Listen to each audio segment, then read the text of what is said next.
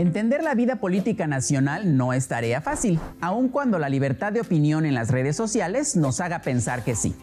Detrás del acontecer político que vemos en las noticias, hay toda una historia entre diversas ideologías que nos llevaron al punto en el que estamos actualmente. De eso hablaremos hoy en Conciencia Histórica. Explicaremos cómo fue que luego del proceso de independencia, México tuvo que elegir entre una vida política centralista o una federalista.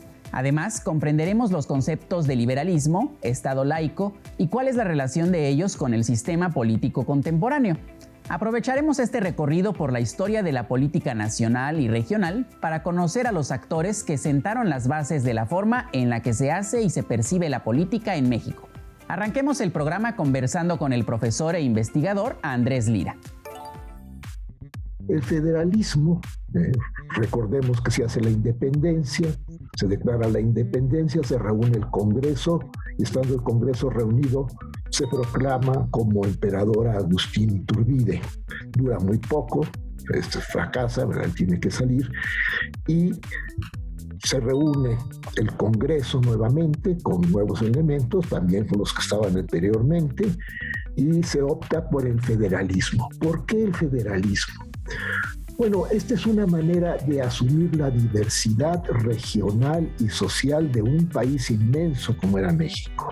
La única manera de lograr la colaboración de unas nuevas energías como eran los regímenes democráticos electos por los que se estaba optando en las constituciones políticas de ese momento, fue aceptar el federalismo, es decir, que distintas provincias, regiones se convirtieran en estados libres y soberanos que decidían unirse para constituir una república federal, porque pues muchos rechazaban el centro. Entonces el federalismo sí se decía desune, porque crea estados libres y soberanos, sí, pero también al respetar la diversidad regional y social permite la unión y el acuerdo político, que siempre es difícil.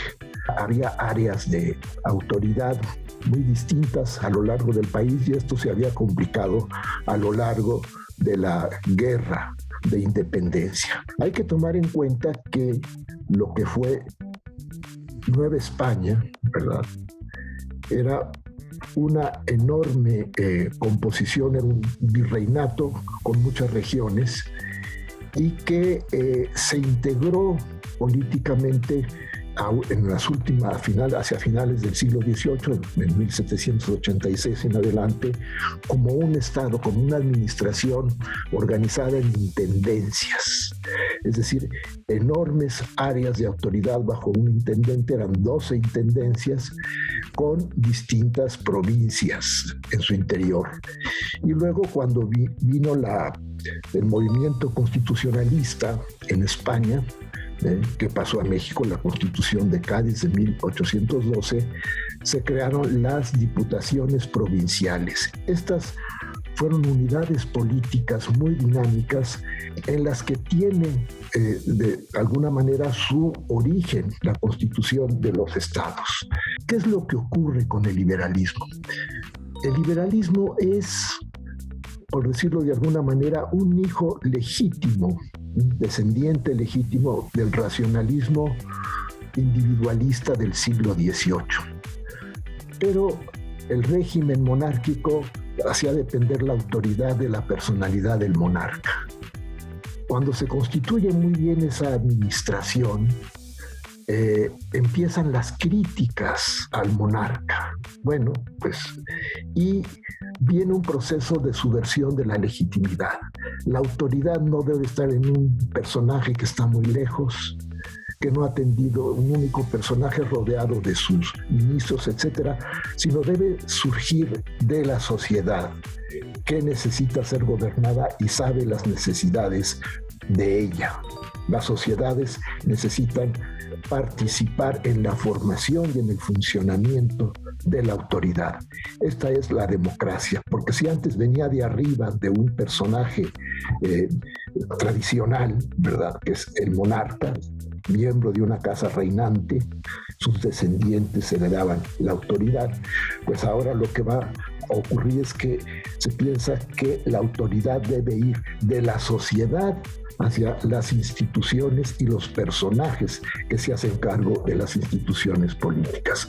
Y en ese sentido, en un país complejo y enorme como era el México independiente, empieza a llamarse México, se constituirá como República Mexicana en 1824.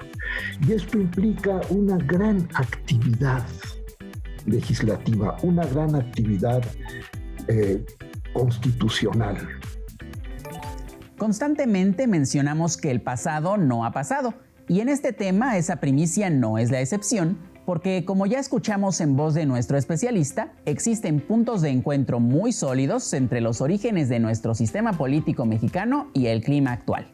Aun cuando existe un personaje denominado padre del federalismo, llamado Miguel Ramos Arizpe y de quien hablaremos más adelante, podemos mencionar que este concepto es consecuencia de todo un proceso de transformación política independentista. Para entenderlo mejor, retomemos el concepto de República Federal. ¿Cómo nace y qué implica en la estructura política mexicana? Acompáñenme a ver la siguiente cápsula. El federalismo básicamente es un sistema político donde diversos estados se agrupan en una república, pero conservando su soberanía, la cual les otorga autonomía en decisiones políticas y administrativas. En pocas palabras y a grandes rasgos, la República Mexicana en materia geográfica y política como la conocemos actualmente. De acuerdo con el texto Federalismo Mexicano para Principiantes de Luis Medina, sus orígenes tienen lugar en la evolución social, económica y política de la colonia, y fueron esas bases las que fraguaron en sus últimos años la vida independiente del país. Para el autor, figuras como la Diputación Novohispana y el debate en las Cortes de Cádiz de temas como autonomismo, derechos políticos, ciudadanía para todos los americanos, derechos económicos de las provincias y la ampliación de las diputaciones provinciales fueron los primeros esbozos del federalismo mexicano.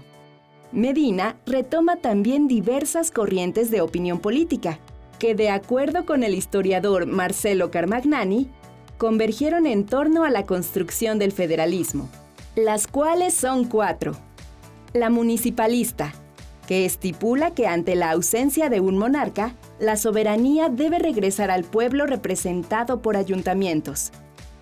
La federalista y confederalista, cuya única diferencia radica en el poder que cada una de ellas otorga al gobierno central. Y por último, la corriente unitaria, que señalaba la reformulación de un gobierno central fuerte inspirado en la colonia. En 1824, todas estas corrientes se aterrizaron a través del Congreso en la Constitución Formal de México como una república federal.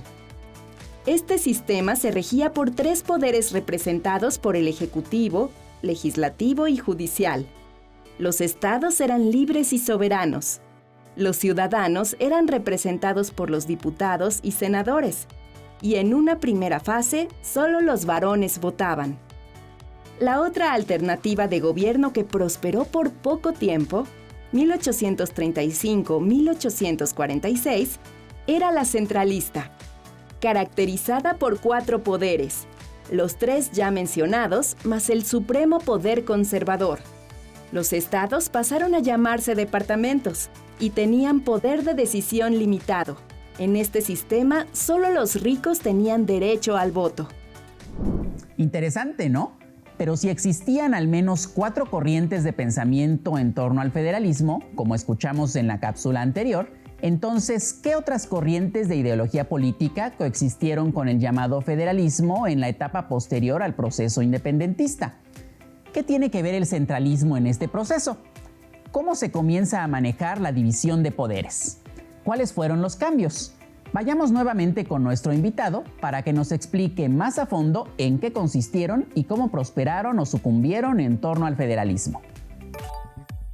La vida de la República Federal se complica mucho por la actividad política. Imagínense, elecciones estatales, municipales y generales.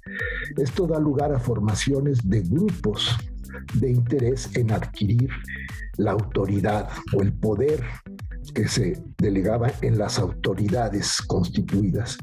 Y eso sí complica la vida y hay muchos desajustes. Hay que tomar en cuenta que pues, el primer presidente nombrado es Guadalupe Victoria, logra terminar su periodo de 4 años. Pero ya el segundo presidente, para las segundas elecciones que compiten Gómez Pedraza y Vicente Guerrero, pues hay mucha disconformidad. Hay conflictos y finalmente es electo Guerrero. Primero había salido Gómez Pedraza, pero en fin cuestionan. Y eso crea un ambiente de inquietud contra el cual vendrá una reacción, la reacción centralista. Los centralistas son también liberales. ¿En qué sentido? Proponen un régimen constitucional con división de poderes, pero a diferencia del federalismo, el centralismo, la autoridad parte del centro. El poder ejecutivo, de acuerdo con las asambleas de los departamentos, no son estados ya, sino departamentos, nombran al ejecutivo estatal. Las asambleas departamentales sí son electas con bastantes restricciones en la participación. Entonces, el centralismo propone un sistema de autoridad reunido en el centro y muy vertical. Es una reacción frente al activismo político que ya no podrá detenerse. ¿Por qué? Pues porque la gente está acostumbrada a participar. Ha participado las sociedades locales durante la Guerra de Independencia. Los pueblos se movilizaron. Hay intereses, hay una conciencia de pertenencia a las regiones, ahora estados, ¿verdad? O departamentos.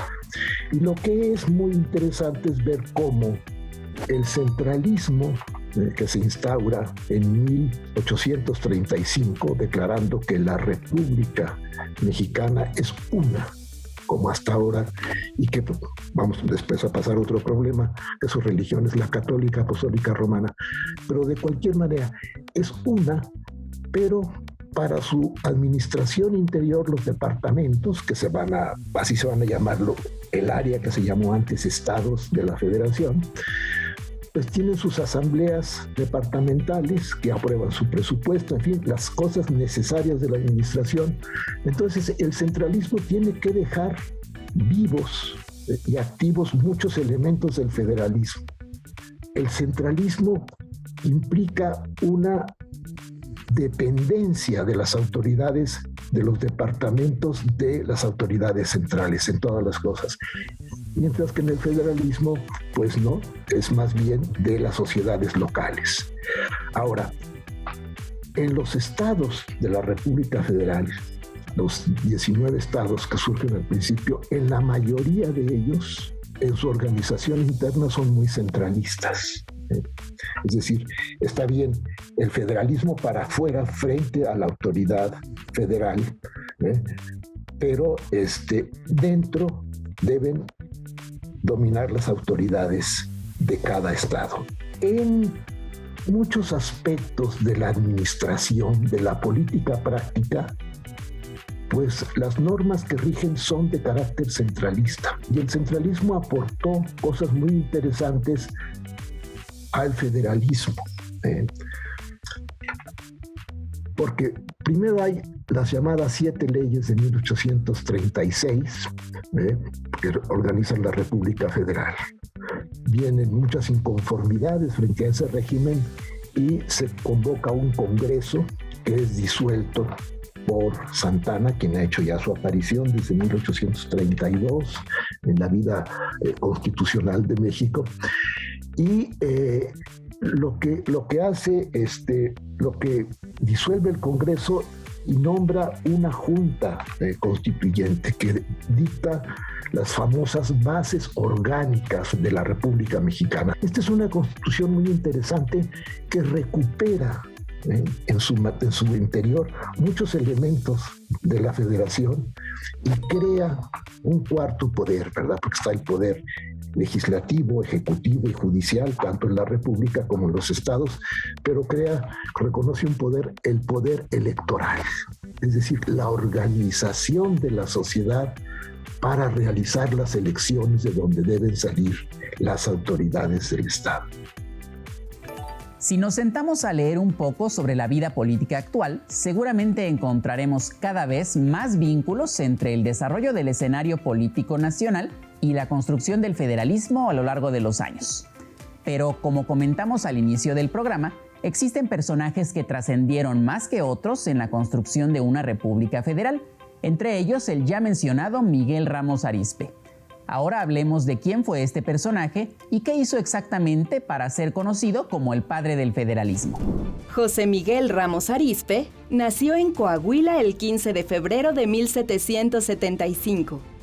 Se dedicó al sacerdocio y a la política mexicana, y a él se atribuye que en el artículo 130 de la Constitución gaditana quedara plasmada la creación de municipios en los pueblos que por sí o con su comarca lleguen a 1000 almas, pero sin prohibir que también se hiciera en los lugares con menor población.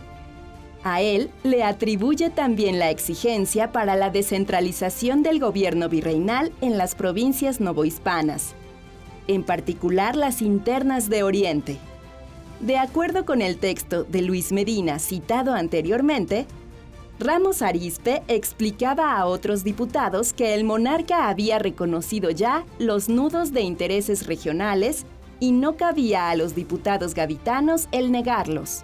Incluso en el texto El liberalismo mexicano de Jesús Reyes Heroles, el autor señala que Ramos Arizpe perseguía la descentralización del gobierno por los problemas de su provincia, que de no haber existido la fórmula de federalismo norteamericano, probablemente habría terminado por inventarla.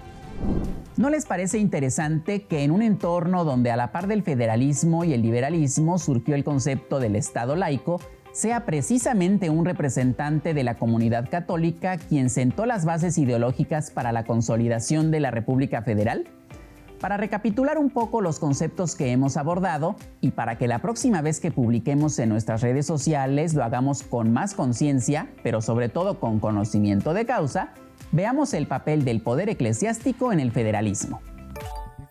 Las autoridades federales tienden a hacerse cargo de problemas que afectan a todo el país, ¿verdad? Entonces, cuando se dice es materia federal, pues hay de alguna manera una centralización en la federación. Las autoridades federales se ocupan de problemas que tienen que ver con la organización entre los estados, resolver los conflictos entre los estados, con ver el respeto a la Constitución Federal a través de una Suprema Corte de Justicia, un tribunal superior que pueda en un momento dado echar abajo decisiones de